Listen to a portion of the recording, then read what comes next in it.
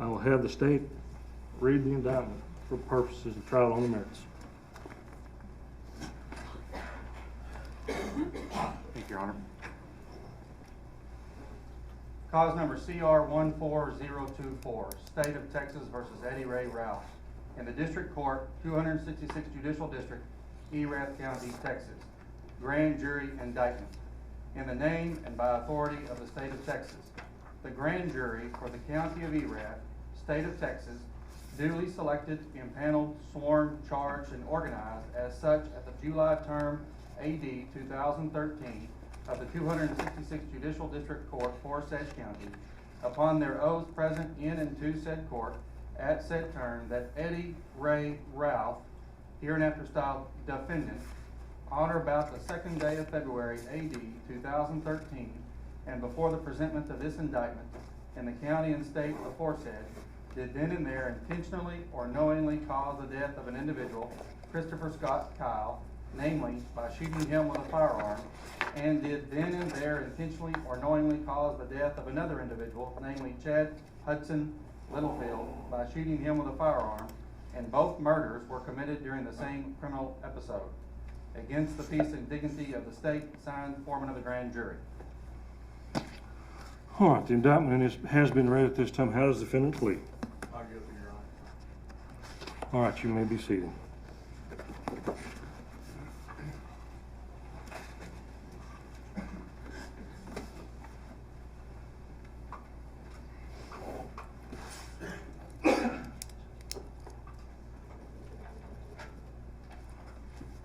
At this time, I will allow the state to present opening statements. May it please the court. Yes, sir. Counsel. Ladies and gentlemen, it is a serious matter we're here to deal with over the next few days, and you know that. You've been through more dire, you know the nature of the allegations, and you just heard the reading of the indictment.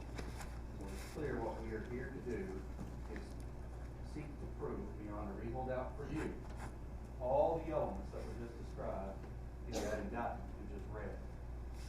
We are tasked as the state to prove each of the elements contained in that indictment beyond a reasonable doubt. And we welcome that task. We will present evidence to you regarding each of those elements. In a sense, a lot of what we will have to present to you is to technically and mechanically prove beyond a reasonable doubt each of those elements, down to the county in which this crime happened, the date on or about this crime happened, and the other elements. But I welcome the opportunity now to preview for you not all the evidence that we will present, because it will be voluminous. You'll hear from a number of witnesses, many witnesses, about how this crime was committed, the conduct of the defendant before, during, and after commission of this crime. You'll hear all of that. You'll hear everything about where the county line is between Somervell County and Erath County. We will work through all of that. And you will decide whether we have met each of those elements on those mechanical parts of the case. But as I begin to preview the evidence for you, understanding what I say is not evidence, we're going to ask you to hear the evidence and let it guide you. But I do want to give you a preview of the core issues that we believe are in the case, and what evidence we believe is going to address those issues. Yes, indeed, we believe the evidence is going to establish that in Erath County, on February 2nd, 2013, this defendant intentionally caused the death of Chad Hudson Littlefield, and that this defendant intentionally caused the death of Chris Kyle, and that he did so in the same criminal transaction. We expect to present evidence of all of that. But in the end, we believe the key evidence that's going to guide you is going to guide you on two critical issues. And that is, did he intentionally cause the death of these two men? And when he did so, did he know what he was doing was wrong? Those are the two ultimate issues we're going to ask you to decide. Now, as you learned in voir dire, the burden of proving the first question is upon the state. Every element of that indictment we have to prove. The key issue you're going to decide is when he shot these men, was it intentional and knowing causing his death? Did he intentionally or knowingly cause the death of Chad Hudson Littlefield? And did he intentionally or knowingly cause the death of Christopher Kyle? We believe the evidence is going to guide you that way. When you have concluded that, you're then going to decide, as the defense proved to you, that when he did that, when he intentionally caused these men's death, he had a severe mental disease or defect, which caused him to not know that what he was doing was wrong. Now, as Jane previewed for you the other day, that is a very, very narrow door that they have to spread in order to convince you that once we have proven to you through our evidence, we think the evidence will guide you to this, once we have proved that he intentionally or knowingly caused the death of these two men, we have to hold him to that very, very narrow path for him to get away with that murder, those two murders that we will prove. That is a heavy burden to meet that they must meet for him to get away with these murders. So that brings me to one. Now, we're not going to preview every piece of evidence and every bit of testimony, but I do want to hit some of the important points that are going to be presented about, again, the defendant's conduct before this crime was committed, during the commission of the crime, and following the commission of the crime. Because the good news for you is you are people of common sense, and you get to use that common sense in analyzing those two issues. Did he intentionally cause their death? And when he did so, did he know what he was doing was wrong? Let's work through some of the evidence, and this is information that you shouldn't know at this point. And the evidence is going to step by step establish this. On the morning of February 2nd, 2013,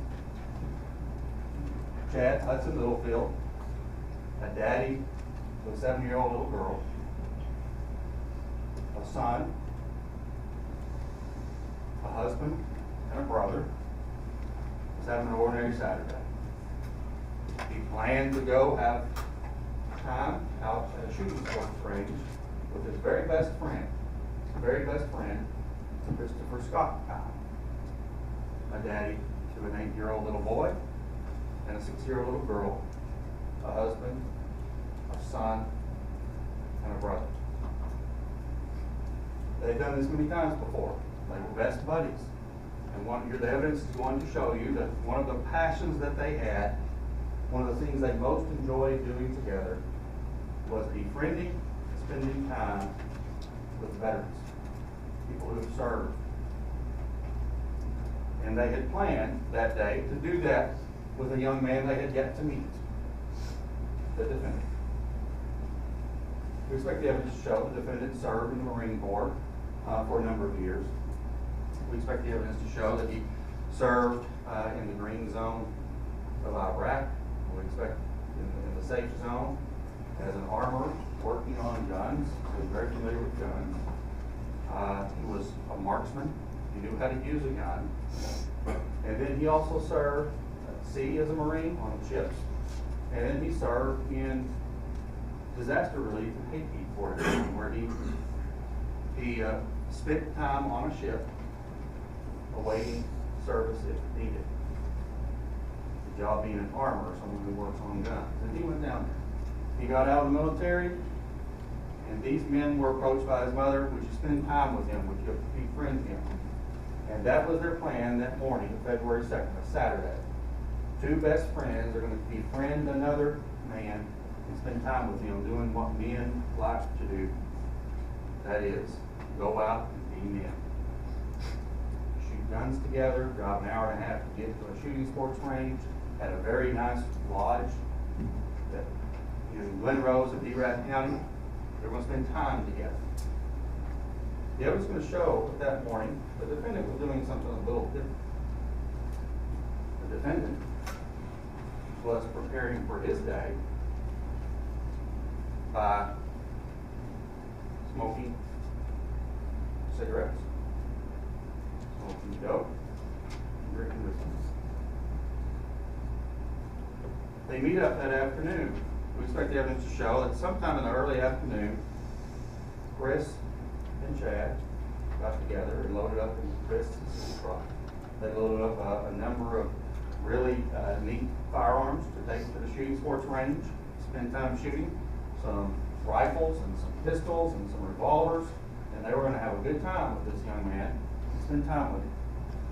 The evidence is going to show they picked him up they left Midlothian where they live, and they drove over to Lancaster, which is a city not too far away where the defendant lived.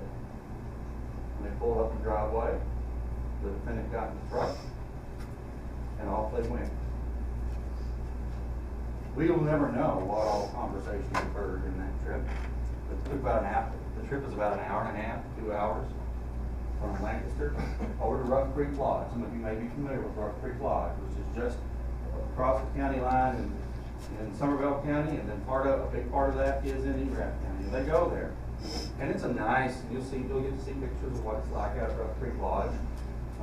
People with my pay grade sometimes don't get to go out there, but we've been out there and we have photographs for you to look at. And it's a very, very nice place. And they're going out there and they're going to spend some time. They drive out there. Don't know how the conversation went. Here's some evidence that they thought it was a little off. It was a little strange. No doubt about it. It was a little strange. Which we now know what Chris and Chad didn't know, what he's been doing that morning. But he's a little strange, but they persist and they go on out to the range. They stop by the headquarters of this lodge. They check in. Chris Kyle was known there. Based on his past military service, he had helped design the lodge shooting sports range. And they stop. Chris checks in. They have a procedure for raising a flag so that people know they're at the gun range. And they drive a very short distance.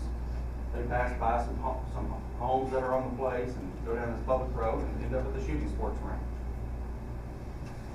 And that's where what we'll hear about in the end.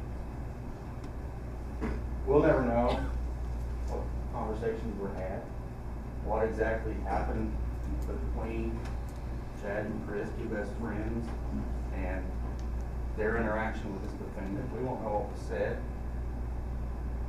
but we do know that a few short hours later, the evidence is going to show you that staff of the Rough Creek Lodge approached the lodge to check on things and to say hello, and the flag was still up. The truck was gone, and as they approached the shooting sports deck, they found Chad Littlefield shot 4 times in the back, 1 time in the hand, once in the face, once in the top of the head. And they found Chris Kyle shot 5 times in the back and side, and 1 time in the side of the head.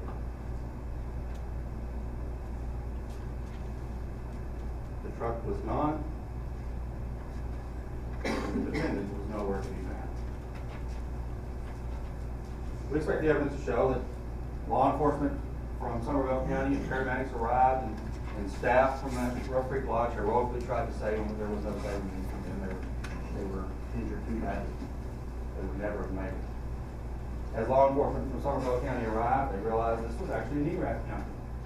So they immediately get the Erath County law enforcement involved. To get them Erath County law enforcement, gets the Texas Rangers involved. And as they try to sort through the identification of these 2 men who had been murdered, they figured out the 3rd person was there and the truck was missing, and they began looking for him. We expect the evidence to show that after this man shot these 2 men, he fled. We expect the evidence to show that's his word. He fled. He shot these 2 men with different guns. Again, the evidence is going to show that he shot Chad Hudson Littlefield 4 times in the back using a 9mm handgun. And it's you're going to hear evidence from firearms folks and law enforcement about how these guns operate. There's a pistol that takes, when you pull the trigger, it's not like a machine gun. It takes, every bullet fired takes a pull of the trigger. So the trigger was pulled 4 times, pumping rounds into his back. Another time in his hand, and one time in the face, and one time on the top of the head. That was a 9mm gun. The evidence is also going to show that Chris Kyle was shot with a different gun, a .45 caliber pistol. Takes 1 pull of the trigger for each shot. 4 times in the back, 5 times in the back and side, and 1 time in the side of the head. 2 different guns. We expect the evidence to show that later, when the defendant was discovered and caught, he had in his possession a fully loaded 9mm pistol. And forensics is going to show that it was the gun used to kill Chad Littlefield. So, the evidence is also going to show that the .45 that was used to kill Chris Kyle was left on the deck at the shooting sports range right above the head of Chad Littlefield, who lay there bleeding.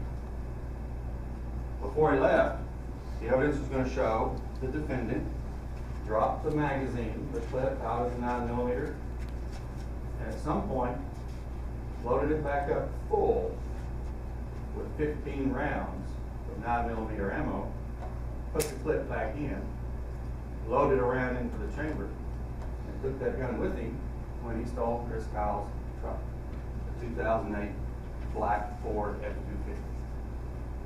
Stuck it down the door. That's his conduct during the crime. The evidence is also going to show a little more conduct during the crime that's important for you to consider. We previewed for you that we expect the evidence to show that he shot these 2 men in the back. The evidence is also going to show there had been some shooting down the range prior to these murders. The evidence is going to show that a .38 special, which you'll be able to see, you'll be able to take a look at these guns and learn how they function. A .38 special cowboy style revolver where you pull the hammer back and you pull the trigger, and you pull the hammer back and you pull the trigger, called a single action revolver, had been shot down the range through 2 cycles. We hauled 6 rounds, we found 11 shell casings. So it had been shot 2 times and it was up on the deck. Beside Chris Kyle's head, where he died, was a .45 long Colt single action revolver, another old cowboy style gun, and it had been shot 6 times. One of those you pull a hammer back and you shoot it, and they had targets set up down the range. This gun was found by his head, and in that gun were 6 spent shell casings, used up bullets. He had shot all the bullets out of his gun at the time that he was shot in the back by this defendant. Now, let's set how the crime was committed. The conduct after the crime is very telling as well. We expect the evidence to show that he fled the scene. He stole this 9mm pistol.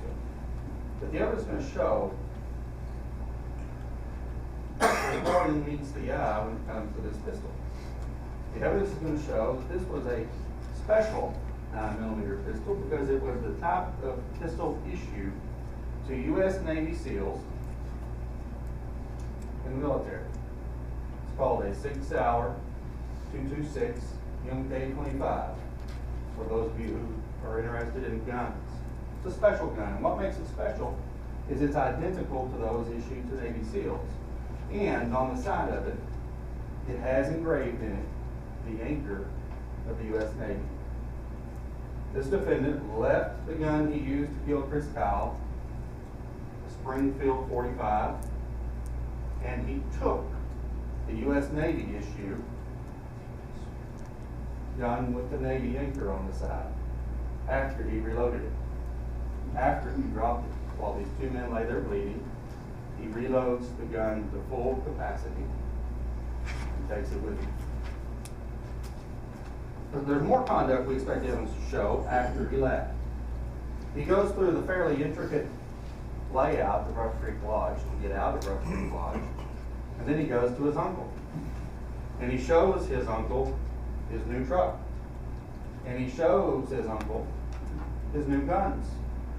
He had in his hand the revolver with the Navy anchor on the side, and inside the truck already was a rifle that he had with him. And he showed these guns to his uncle.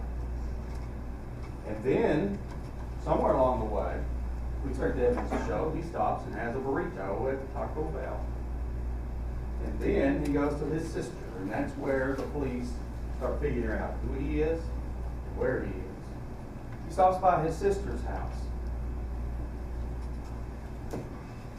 and shows her his new truck and starts to show her the new guns. When she asks him, "Where'd you get this stuff?" And he tells her, "Well, I murdered 2 men. I just murdered 2 men." She becomes quite upset, and she dials 911. And we expect you to hear what she said on that 911 call. In that 911 call, she's very upset because she just learned, obviously, that her brother has just murdered 2 men, stolen a truck, and stolen guns. She's hysterical. She talks about how he's acting psychotic. She's asked, "Is he on drugs?" And with a knowing pause, she says something to the effect of, "Maybe, I don't know." But to her credit, she lets law enforcement know before he takes that 9mm that's in the console of the truck, in the door of the truck, loaded with 15 rounds, ready for battle. She's smart enough and wise enough to call the police to make sure he doesn't hurt anybody else. And then she flees her home so he can't come back and see her, because she's scared of him. He's just murdered 2 men. The evidence is going to show that then he goes to his house and he has told his sister he plans to flee to Oklahoma. The evidence is going to show that he goes to his house, he picks up his dog, and we don't really know what other purpose he might have had, and he leaves, and apparently he forgot something, because after he picks up his dog at his house in Lancaster, the police arrive at his house and are looking around trying to figure out if he's been there or going to be there, and he returns. And he returns in Chris Kyle's 2008 black Ford F-250. He's got the truck. He's got Chris Kyle's truck. We now know this man was there because he has the truck. He has a rambling conversation with the police trying to talk him into getting out of the truck. He's in control enough of his faculties that he knows if he gets out of that truck, he's going to jail. And you'll hear him talk about that. You'll also hear him talk strange. You'll hear him talk weird.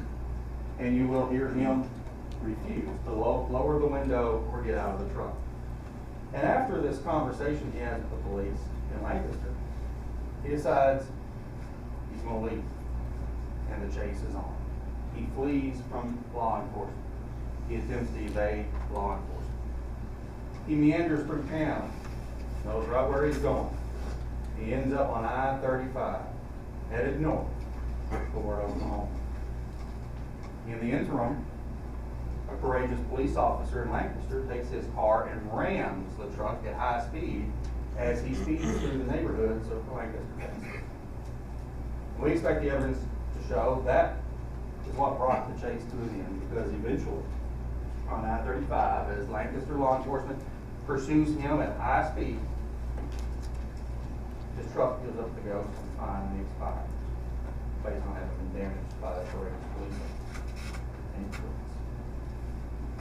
The evidence is going to show, you'll get to see it yourself, you can form your own conclusion, but the evidence is going to show at this point, he's got a loaded 9mm gun in his door, but he knows those police don't have it back. The jig is up. That's improper argument, Judge. That goes outside the presentation of opening statement. I object. Sustained. At that point, with the 9mm in his door, the police issue commands to him over a loudspeaker while pointing weapons at his car. He sticks his hands out the window. He gets out of the truck. He gets down on his knees. He cooperates with the police. That's what the evidence will show. You can form your own conclusions. That's fair. The evidence will guide you.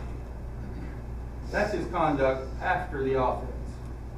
You know, we talked about in the voir dire, as you did with Jane, about different things that indicate intent. You talked about those with me, and then you talked with Jane about what actions indicate knowledge the conduct was wrong. That's what I wanted you to think about. And I asked you to think about it as you hear the evidence that we just previewed for each of you. I was previewed here this morning. But what happened does not end there. He's in custody at that point. This man who has murdered 2 people and gone on a wild high-speed chase is now in custody. And he is interviewed by a Texas Ranger, wherein he admits, he confesses that he's killed these 2 men. And he confesses that he had used drugs that morning, what he described as marijuana, possibly wet. Terms like Purple Hearts, drug terms. Talks about that very morning having used drug that was possibly wet with possibly formaldehyde. Those of you who aren't familiar with drug terms, those are new terms to me too.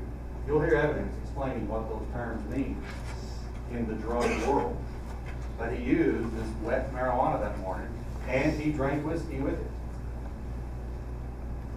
But he admits that he murdered these 2 men, that he used drugs and alcohol that morning, and that he knew what he was doing was wrong.